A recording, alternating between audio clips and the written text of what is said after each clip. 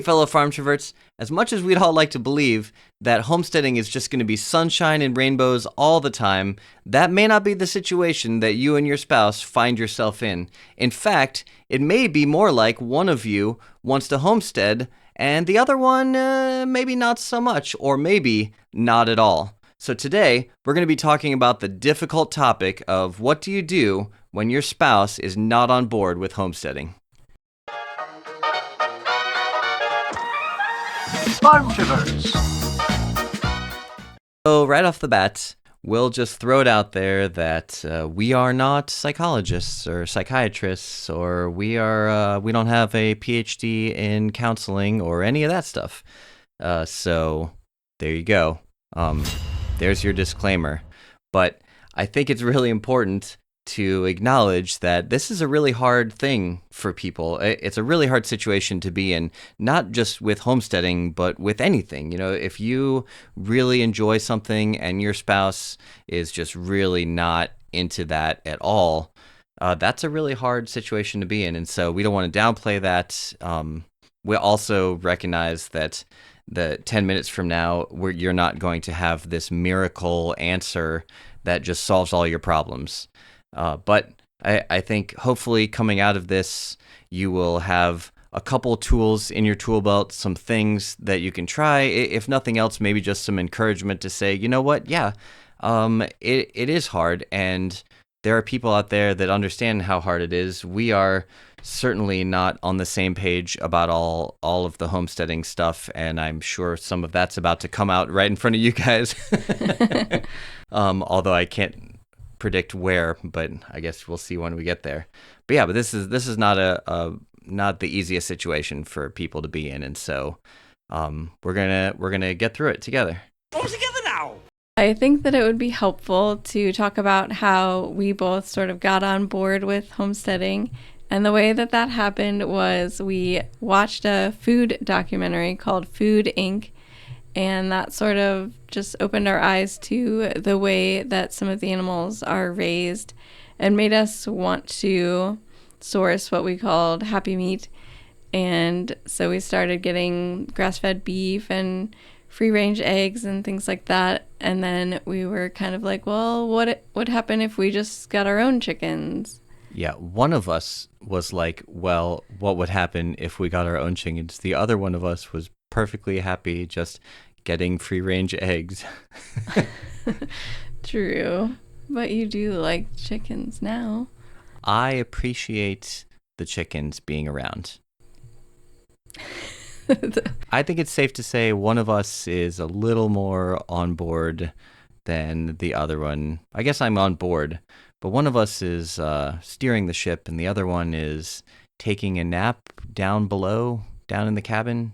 Yeah, you're okay with sort of being along for the ride, but you are not going to be the one that is bringing animals home or being like, let's take on this new giant project. No, not at all. I think I can count on 0 fingers how many times I've been like, oh, surprise, here's an animal. Or, oh, surprise, I would like to, I don't know, pick anything from the Homestead Tour video, like literally anything. Those are probably a good bet that it wasn't my idea to begin with. But I mean, I help. I'm happy. I'm happy to help. Great.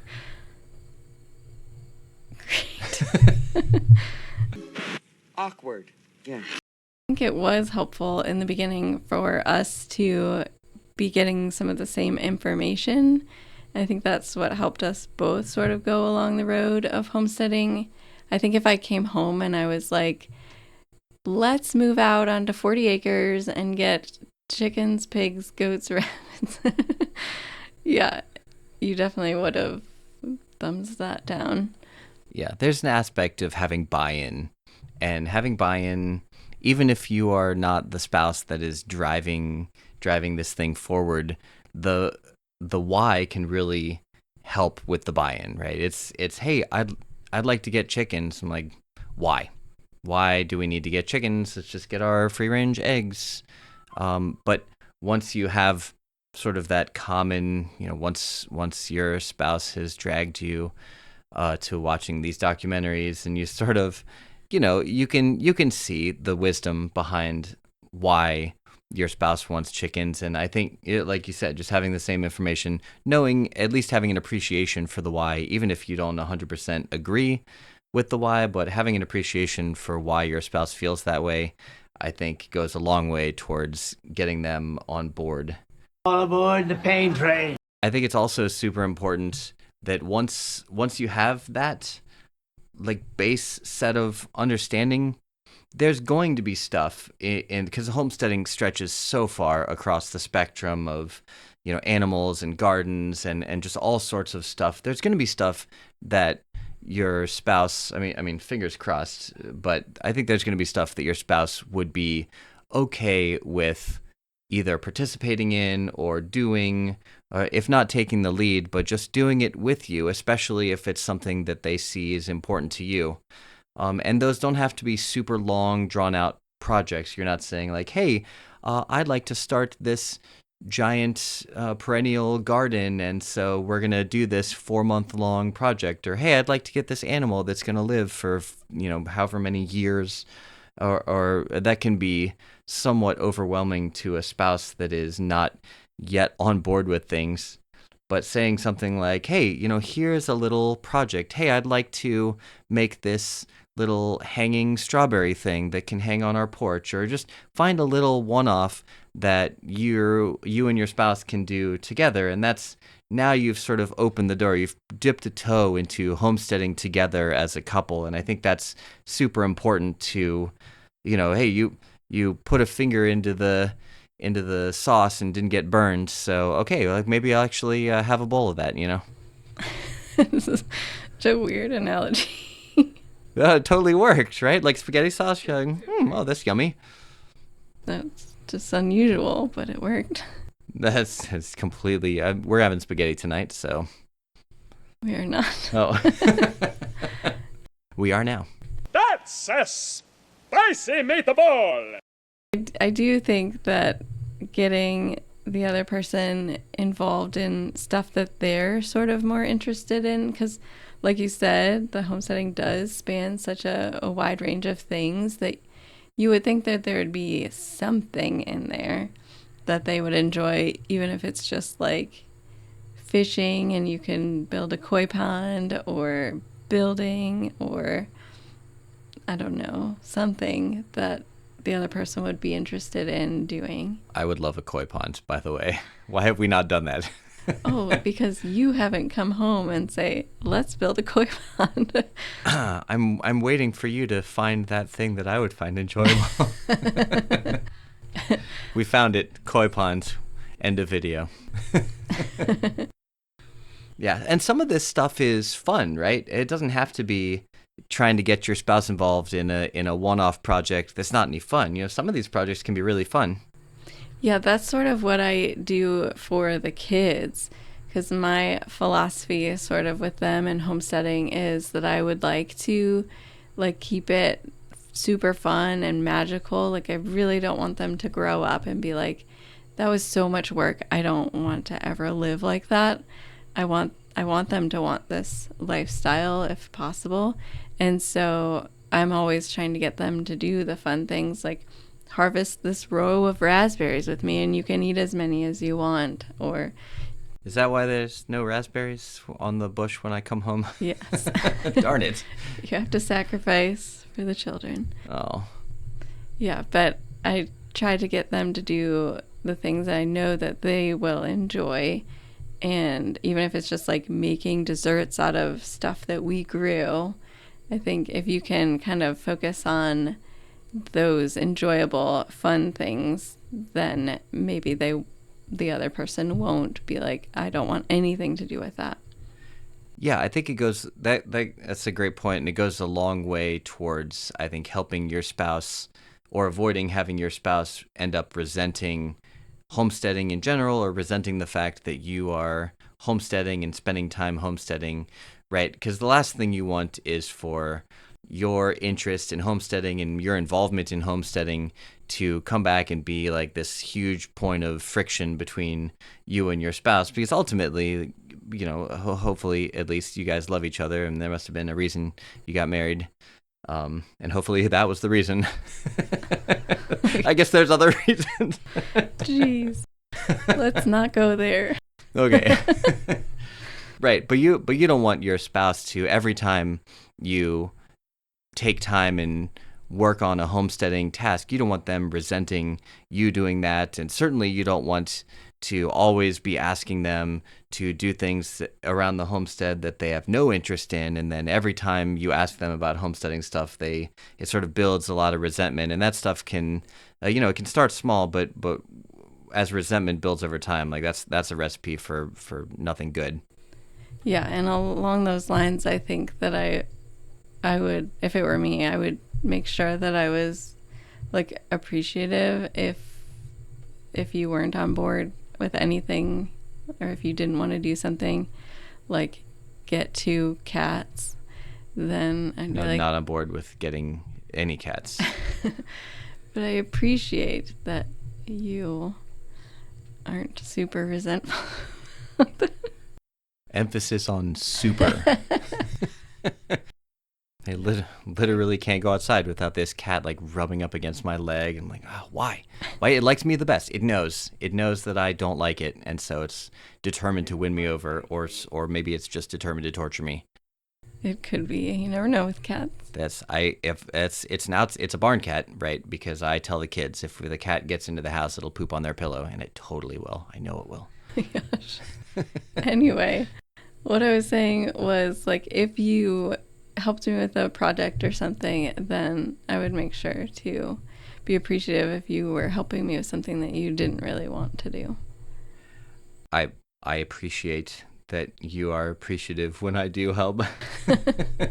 But that's, yeah, I mean, and there's plenty of stuff around our homestead that's important to you, that you like doing, and I'm just like, I don't want to do this. Give me 5 minutes and I'll come up with a list that will make you sad. What? of things that you're like, wait, you don't like doing that? Oh, yeah, don't go there. It goes in reverse, though. Sometimes you pick, like even today, you're like, let's, cut down stuff that's growing on the barn, and I probably wouldn't have picked that.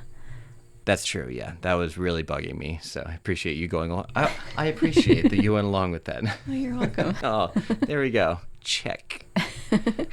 Yeah. So I think that dovetails nicely with the idea that you, and this is certainly not as easy as just saying it or feeling it, but staying positive, I think, is a huge part of this, and not only just staying positive about homesteading, but also letting your spouse see you being positive and see you excited about doing homesteading things. I think that's super important. Yeah, I would agree. I was just thinking about I talked about this before, about the time that I was getting like so resentful in the garden, doing all this weeding by myself. It wasn't me. Oh. I mean, not really you, because you weren't like, I'm not going to help you. You just you don't have time because you're working full time. But I was like, I didn't say I wasn't going to help you. I just didn't help you. Yeah. Oh, that's better. But I was like bitter, and then I stopped going in the garden, and everything got way worse in there. It's a jungle in there. And I ended up having to do even more work than I would have if I had just stayed positive. So I think going forward, I would try to like check my mental state and just be like making sure that I'm not focusing so much on what I don't have. Like, I don't have your help with the weeding all the time, and focusing instead with, like, I do have a garden and I do get to grow food, and I can try to put stuff in place to make it less work, and the whole thing will just be way more enjoyable if I don't spend each time that I'm picking a weed out just being like, brr. It's exactly what I look like when I'm picking weeds. I'm like, I can't believe we're doing this again. Yeah, weeding kind of sucks. Yeah, not a fan. But I like the way it looks when it's weed free. So, like, there's only one way to get there. Yep. Yeah, I think I think that's sort of the internal state, and that's important. But I also think that excitement can be contagious, and at the very least, your spouse should want to see you happy, right? The reason why, um, we love our spouses is not just because of what we get out of the relationship, but we also love to see them doing things that they love. So if your spouse sees you loving homesteading, right, hopefully that's gonna mean something to them, and they're gonna want to encourage you in that, even if they don't love homesteading themselves. I know you encourage me to watch as much football as possible. I do not. All right, well, maybe it doesn't work with everything, but hopefully it works with homesteading. Oh, it'll work. I think marriages are often described as a give and take, and I think some of that could apply here too, right? If your spouse has something that they are super interested in and you just could care less about and you really don't want to do it, if you just can't stand the idea of croquet, and your spouse is like so into croquet, like at an unhealthy level, right? Then just saying, you know what, today we're going to play croquet, or we're going to, do all this stuff. And Are there people into croquet at an unhealthy level? Any level of being into croquet is probably unhealthy, unless you are like at a kid's birthday party or something, maybe. I don't know. Are people? Probably not. Probably not even that. Yeah, does anybody even play? Does anybody know what croquet is? Like, maybe this is a bad example. Yeah. With the wickets, right? The wooden mallet. The wooden mallet. Yeah, that's croquet. Okay, so you can be into croquet at an unhealthy level, right? And if you have that spouse, first, let me say I'm sorry, deeply sorry for everything that you've had to go through. But I would pick that over some of the other things. Football. Oh. All right, well, we're going to play croquet after this because I can't get enough of it. Yeah, but okay. But the idea being, you can do something with your spouse that they are really interested in, and then not that you are trading it and saying, well, I'm not going to do your thing unless you do my thing, but, right, part of growing together as a couple and growing in a marriage is doing the things that your spouse is interested in. And so if you start that, then hopefully your spouse is going to pick up what you're putting down, and maybe take the time to do a little homesteading stuff with you, even if it's not their favorite. And I think that's sort of like maybe your last gasp, like, okay, well, I can't think of any other way. There's just, you're not interested in homesteading, but maybe we can trade, unofficially trade things.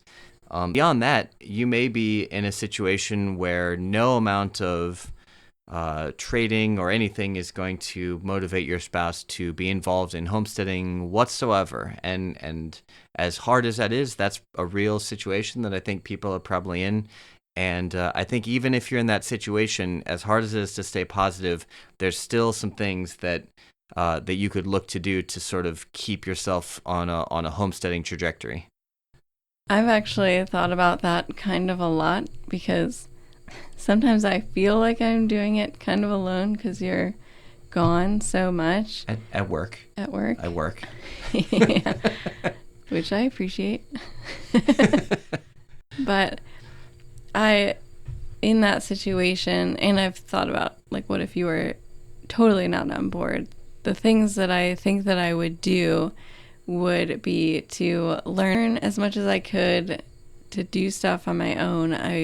I've been actively trying to do those things anyway, and I are like learning how to use power tools and build stuff myself.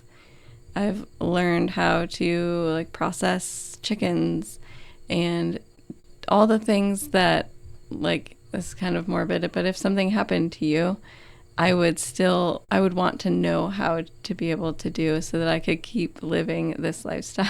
Like I died? Yeah. Gosh. Sometimes I think about that.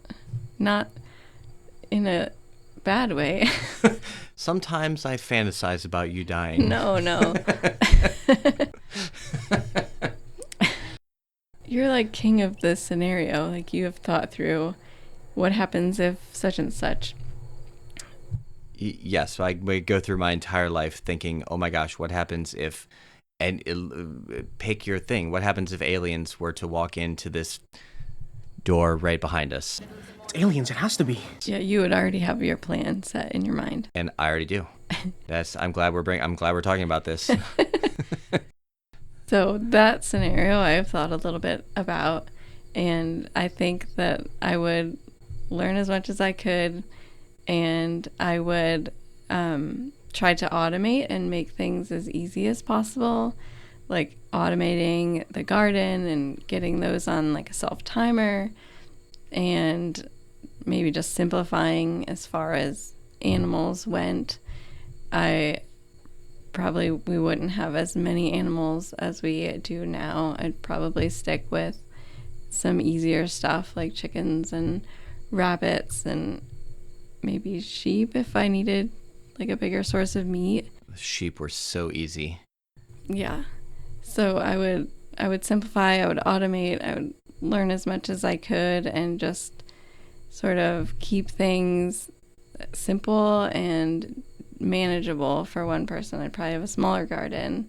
Because if you try to just go full bore and you know what, I'm going solo, my spouse is not on board, but I still want the moon, right? That is certainly a recipe for burning out pretty fast. Honestly, even if your spouse is on board and you guys go full bore, that is still probably a recipe for burnout. Ask me how I know. I knew you were going to say that. Oh.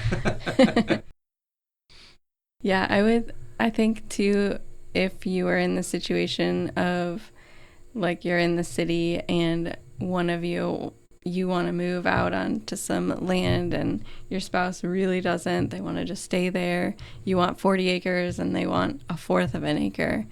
I think I would try to find a middle ground there. All right. There's got to be some middle ground here.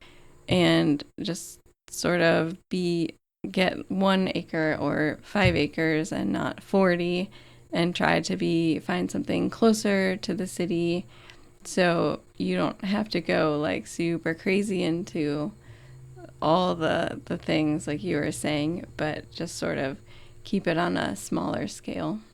Yeah, compromise is a thing in homesteading. It's a thing in marriage.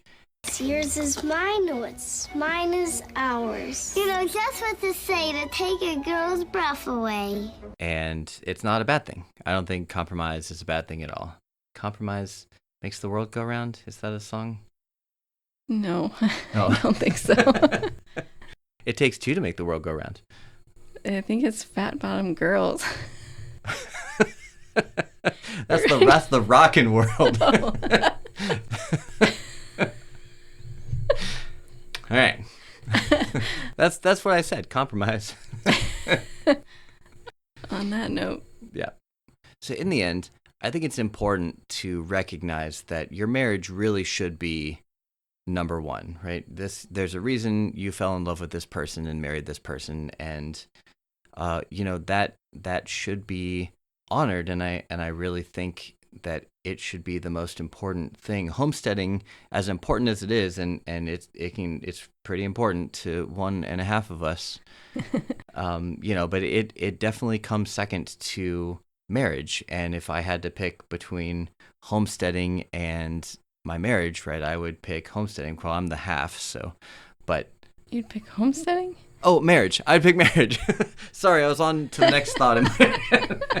I'm like, Whoops. Thanks. That was a little Freudian slip there. Well, goodbye, everybody. No, yes, I would. Yeah, sorry, I would pick marriage. Marriage.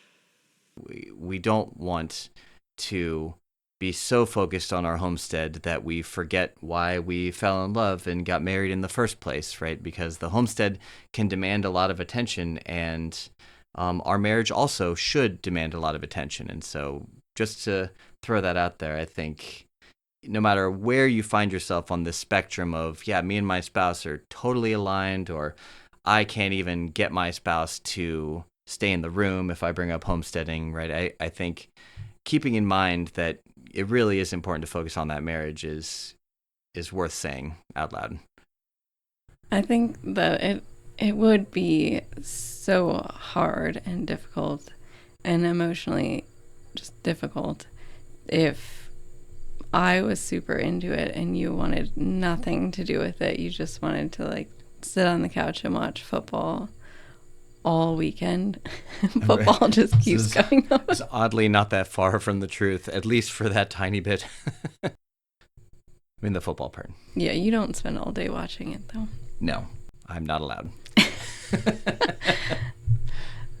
But I think it would be so hard if we were just so not aligned on like the lifestyle stuff. Like I wanted to grow my own food and be crunchy, and I wanted to, just eat healthy and throw away our tinfoil and get a water filter and all of those things. And you were like bringing home all kinds of processed foods and didn't want anything to do with any of the projects that I was wanting help with.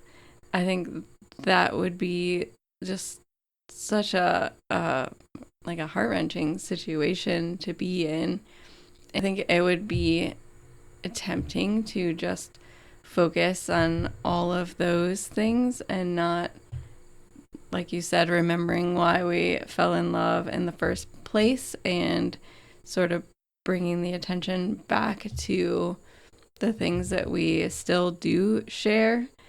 No matter where you are on the spectrum of having your spouse agree or disagree with homesteading, and for those of you whose spouse just is completely not on board with any of it, we know that's a really hard position to be in, but hopefully all of you have found some encouragement and maybe some ideas for how to make the best of your situation, and we are pulling for you and rooting for you. If you want to tell us, we'd love to hear about your situation, and we'd love to hear your success stories. And if you end up trying any of the ideas we've thrown out in this podcast, we'd love to hear about it. We'll see you next time on the Farm Traverse.